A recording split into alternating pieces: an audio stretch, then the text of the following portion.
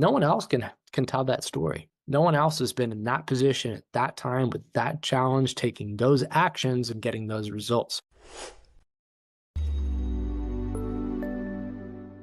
One of the most common pitfalls that I see candidates making in interviews is not giving specific examples to back up their strengths or their skills. So they often say vague or theoretical things like, oh, I'm good at marketing, or customer service is very important, or these kinds of beliefs and philosophies that don't really provide any evidence of what they've actually done. So this section, your skill summary, you want to pick out at least 3 skills that are specific to this job. Don't overthink it, but try to think of 3 that in a triangulated way cover the essence of the job you're applying for. So let's say it's a marketing director position at a pharmaceutical company in charge of launching new products in a certain therapy area. You are going to want to highlight your new product launch experience, your marketing leadership experience, so leading a team of marketers, as well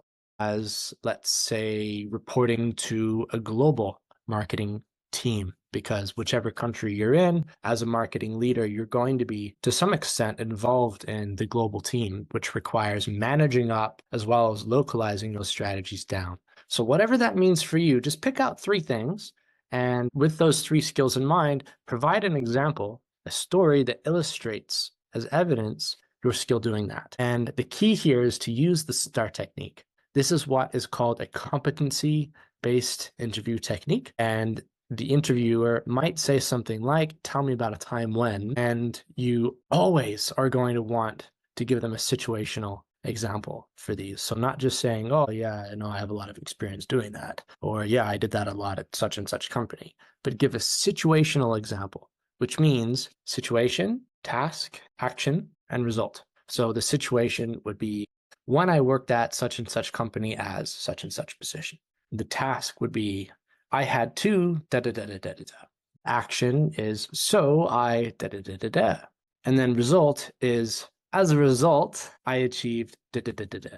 So I've put some examples of this in the resource below to give you some concrete examples of what that might look like for you, and to give you some different perspectives of what different functions might have to say to this. But this is perhaps one of the most powerful techniques to sell yourself in an interview, because stories are powerful. Stories are relatable. And by giving something that's concrete and something that only you have done, no one else can tell that story. No one else has been in that position at that time with that challenge, taking those actions and getting those results. So this is the best way to differentiate yourself. And it's not boasting in any way. It's not gloating about yourself. It's just sharing a story about what you've done as it relates to the job that you're applying for. So giving a tangible example can assure the interviewer, because they're able to imagine that situation, that task, that action, and the result that you got. And it's very important to use for the result something concrete, a number. So achieving X percentage of market share within a certain time frame, winning an award is also a tangible outcome. It's a proof point that you have been successful doing that, recognized for that. It's not an opinion. It's not your opinion of how you think you did. It's not subjective. It's very objective. And that is the point, giving a concrete proof point as the outcome, a number, because a number doesn't lie.